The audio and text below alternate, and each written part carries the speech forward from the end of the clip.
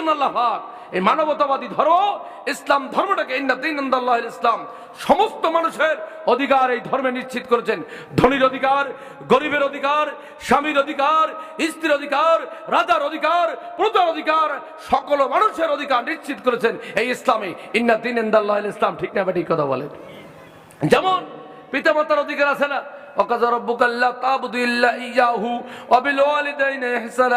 পিতামাতার অধিকার আছে সন্তানের প্রতি।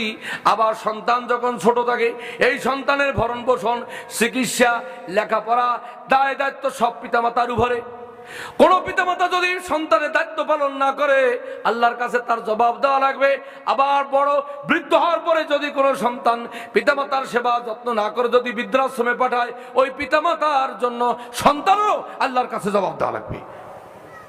এই জন্য ইসলামের দর্শনগুলা সম্পূর্ণ আলাদা ভাইরা আমার।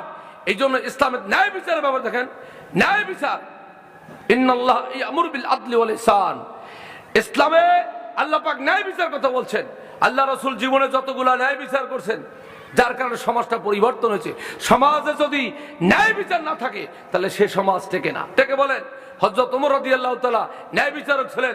ভিখারি সাজিয়া খলিফা যাদের শাসন করিল আদা জাহান, তারা আজ পরে ঘুমে বেহুশ, বাহিরে বাহিরে ঝর্দবান, অর্ধ পৃথিবীর শাসন কর্তা ছিলেন ওমর রাদিয়াল্লাহু তাআলা। ইসলামের আইন দিয়া সমাজে ন্যায় বিচার করছেন যাতে সমাজে কোনো পাপ প্রবণতা বৃদ্ধি না হয়। কিন্তু আমাদের সমাজে ন্যায় বিচার নাই, আছে বলেন? এই জন্য ইসলামের প্রতিটি ক্ষেত্রে একটা ভিন্ন জিনিস।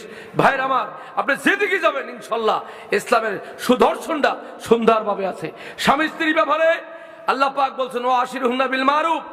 ইসলামে বলছে হ্যাঁ স্বামী, তুমি তোমার স্ত্রীর সাথে ভালো ব্যবহার করো, গালিগালাজ করো না। তুমি যে খাও, তুমি যে খাবার খাও তোমার স্ত্রীকে সে খাবার দাও।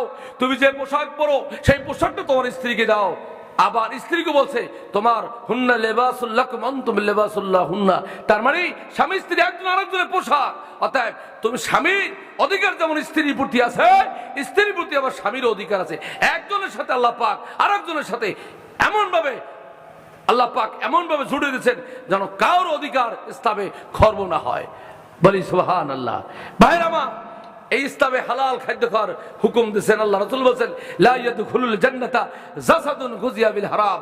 কোন মানুষ যদি অবৈধ পথে ফুপুর জমি, মেয়ের জমি, কন্যার জমি, অন্যের জমি লুটপাট করে দিই, অন্যের সম্পত্তি যদি লুট করে এবং অন্যের জমি যদি দখল করে খায় আর ওই টাকা দিয়ে যদি সে হজ করে, ভালো কাজ করে, এই ব্যক্তি জান্নাতে যেতে পারবে না। কারণ আল্লাহ বলছেন আমি দুইটা গুনাহ ক্ষমা করব না।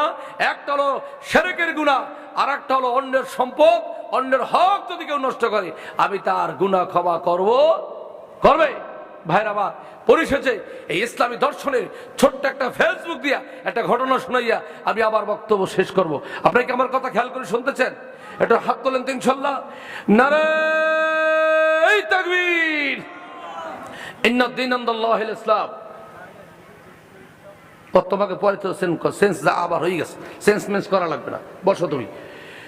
ভাইরা আমার শোনেন, আমার যা ব্যাটারি ফিউজ হওয়ার তা হয়েছে, মাইক সেট করছে আসমানে, একটা মাইক তো নিচে থাকে তাই না? শোনেন, তাহলে ইসলামের দর্শনটা কি এটা বলে? পৃথিবীতে অনেক মানুষ আছে, অনেক অনেক মুসলমান, হিন্দু হয়েছে, খ্রিস্টান হয়েছে, এদের সংখ্যা কম। কিন্তু পৃথিবীতে অগণিত অমুসলিম, খ্রিস্টান, মুসলমান হয়েছে, এরকম ইতিহাস আছে কি নাই? আমি ছোট্ট একটা জাপানের একটা ঘটনা শোনাই। এক ডাক্তার কিভাবে ইসলাম গ্রহণ করলো, কি সুন্দর দর্শন, কত সুন্দর আকর্ষণীয় উনি জিনিস অনুধাবন করে মুসলিম হলেন বা ইসলাম গ্রহণ করলেন, তার একটা ঘটনা আমি আপনাদের শোনাইতে চাই। শুনতে রাজি আছেন তো ইনশাল্লাহ? পৃথিবীর বুকে 5 জন ডাক্তার ছিল, ক্যান্সার বিশেষজ্ঞ। এর ভিতরে এক খ্রিস্টান ডাক্তার, নাম হলো ডাক্তার কোতাকি। ডাক্তারের নাম কি? কোতাকি। ওনার বাড়ি হলো জাপানে। তো সিঙ্গাপুরে এক মহিলা ক্যান্সার আক্রান্ত হয়েছে, খুব মারাত্মক অবস্থা। তো ওনাকে চিকিৎসা করানো হলো, অনেক টাকার মালিক, স্বামী মারা গেছে, 5টা ছেলে ছিল। নারে তাকবীর।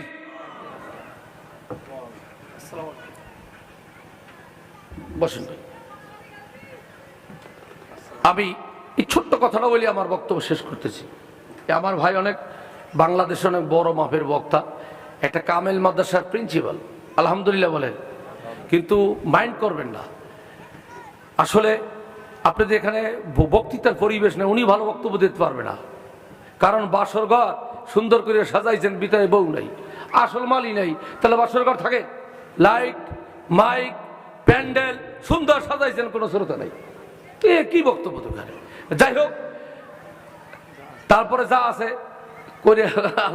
তো আমি এই ছোট্ট ঘটনা একটু বলি সংক্ষেপে ভাই, একটু অল্প ভিতরে। ডাক্তার কথা কি, ক্যান্সারের বিশেষজ্ঞ একজন ডাক্তার, সিঙ্গাপুরে একজন নারী ক্যান্সারে আক্রান্ত, স্বামী মারা গেছে, পৃথিবীর বুকে ধনী ভিতরে উনি একজন ধনী। 5 ছেলেকে ডাইকে বলতেছে, বাবা আমি তো বাঁচতে চাই, আমাকে একটু ভালো চিকিৎসা করাও। অনলাইনে সার্চ দিয়া দেখলো যে জাপানে একজন খ্রিস্টান ডাক্তার আছে, নাম ডাক্তার কথা কি, সেই ক্যান্সার বিশেষজ্ঞ। তাকে কল করে আলাদা স্পেশাল বিমানে আছে, আনা পরে পরীক্ষা নিরীক্ষা করে দেখা গেল যে তার অপারেশন করা লাগবে, অস্ত্রপাতি নিয়ে আসছে। এবার মহিলাকে বলা হইলো, একজন মুসলিম নারী বলতেছে আপনাকে অপারেশন করা লাগবে। তো বলতে কে অপারেশন করো? বলে যে একজন খ্রিস্টান পুরুষ ডাক্তার। বলতেছে আবার জীবন যাবে, আমি কোনো পুরুষ ডাক্তার দিয়ে অপারেশন করাবো না। এমন নারী পৃথিবীতে আছে কি নাই? একটু জোরে বলেন না, আছে কি নাই? মহিলা অপারেশন করে নাই। ছেলেরা বলতেছে মা বাঁচার জন্য এই কাজ করো, এত টাকা খরচ করে ডাক্তার আনলাম, ডাক্তার তো চলে যাবে। যাক, বাঁচানো মালিককে, আরো জোরে বলে বাঁচানো মালিককে, যাক ডাক্তার। ডাক্তার চলে গেছে। এই নারী চিন্তা করলো যে কি করা যায়। তখন ছেলেদের বললো আমাকে একটু মক্কায় নিয়ে যাও। কাবা ঘরের পাশে একটা ছোট ঘর রুম ভাড়া করলো, ওইখানে থাকলো। 1 মাস উনি রোজা ছিলেন, সুবহানাল্লাহ বলেন, আর খুরমা খেজুর জমজমের পানি দিয়ে ইফতারি করতো। 1 মাস পরে মরা গাছে যেরকম ফুল ফোটে ওইভাবে মাথা চুল টুল সব পড়ে টেনে গেছে, কেমনটার মধ্যে তো কাজ ছাড়া, আবার নূতন মরা গাছে যেরকম ফুল ফোটে ওইরকম ফুল ফোটা শুরু করছে, পুরো ভালো হয়ে গেছে। সুস্থ হওয়ার পরে ছেলেদেরকে বলছে তোরা আমাকে নিয়ে যা। ঠিক 2 বছর পরে ওই জাপানের ডাক্তার আবার সিঙ্গাপুরে আসছে। বিমানবন্দরে নেমে ওনার চিন্তা হইলো এই দেশে তো একজন রোগী ছিল ক্যান্সারে, আমি দেখতে আসলাম, উনি কি জীবিত আছে নাকি। সাথে সাথে ছেলেদের মোবাইল নাম্বার ছিল, কন্ট্যাক্ট নাম্বারে কল দিয়ে বলতেছে ভাই আপনার মা কি বাস জীবিত না মৃত্যু? বলে আমার মা তো জীবিত আছে, পুরা জিন্দা এবং সুস্থ। কি বলেন? তাহলে পৃথিবীর 5 জন ডাক্তার, আমি একজন ডাক্তার, তাহলে আমার গবেষণা, আমার চিন্তা, আমার সব চেষ্টা ব্যর্থ। তার মানে তাহলে আমার ভুল চিকিৎসা হলো, কিভাবে বাঁচত? তখন সে কাহিনীগুলো শুনলো। তখন সে চিন্তা গেল যে আসলেই ইসলাম ধর্মিনা দিন ইসলাম, ইসলাম আল্লাহর কাছে একমাত্র জীবন ব্যবস্থা। ইসলামের আদর্শ, দর্শন, চিন্তা চেতনা সবই আল্লাহর সাজানো, এর ভিতরে কোনো ধোঁকাবাজি নাই, নো ডাউট, নো কনফিউশন, এর ভিতরে কোনো সন্দেহ নাই। ঠিক না ঠিক কথা বলেন? তখন সে ইসলাম নিয়ে গবেষণা করলো, জমজমের পানি নিয়ে গবেষণা করো, খুরমা খেজুর নিয়ে গবেষণা করলেন, হাজরে আসওয়াদ নিয়ে গবেষণা করলেন। এইরকম করতে করতে করতে করতে একদিন চিন্তা করলো যে এতদিন যে ধর্ম পালন করছি সিজন ভাগ কিছুই নাই। তখন চিন্তা করলো আবার এখন এই ইসলাম ধর্ম গ্রহণ করতে হবে। তখন সে আইনের মাধ্যমে সিস্টেমে, সিস্টেম অনুযায়ী সে কালেমা পড়বে, লা ইলাহা ইল্লাল্লাহ মুহাম্মাদুর রাসূলুল্লাহ, কালেমা পড়ে সে মুসলমান হয়ে গেল। জোরে বলেন সুবহানাল্লাহ। ভাইরা আমার, মেহমান বসে এই কথা বললাম, ইন্না দীনাল্লাহিল ইসলাম, আল্লাহর কাছে একমাত্র জীবন ব্যবস্থার নাম কি? ইসলাম। এই জন্য দুনিয়া যতদিন আছি ইসলামের আইন, ইসলামের আদর্শ, ইসলামের চিন্তা চেতনা এগুলো মানতে হবে। চুরি, ডাকাতি, সন্ত্রাসী, জিনা, ব্যভিচার, জুলুম, জোরজার, মুল্লুকতার, এইগুলা ইসলামের কোন স্থান নাই। এইগুলা ইসলামের কোন স্থান আছে? অতএব ইসলামে যা নাই তা আমরা কব না, আর ইসলামে যা আছে নামাজ, রোজা, হজ, যাকাত, কুরবানি, জিকির, কুরআন তেলাওয়াত, সত্যবাদী, অন্যায়ের প্রতিবাদ করা, মানুষের কাছে দাঁড়ানো, পৃথিবীর শ্রেষ্ঠ স্লোগান মানুষ মানুষের জন্য, মানুষকে ব্যথা না দিয়ে মানুষের কাছে দাঁড়াবো, এটাই মানবতাবাদী ধর্মের নাম ইসলাম।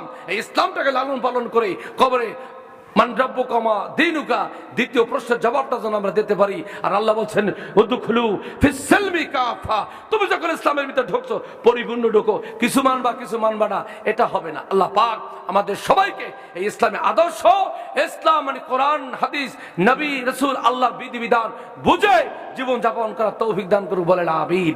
আরো জোরে বলেন আমিন। সর্বশেষ পর্যন্ত থাকবেন তো ইনশাআল্লাহ? কারা কারা থাকবেন হাত তোলেন তো ইনশাআল্লাহ একটু। নারে তাকবীর। আলহামদুলিল্লাহ ভাই অনেক দূর থেকে আসছে, আপনাদের সামনে এখন আলোচনা পেশ করবে। আমার জন্য দোয়া করবেন, আপনাদের জন্য দোয়া করি। আসসালামু আলাইকুম ওয়া রাহমাতুল্লাহি ওয়া বারাকাতুহু।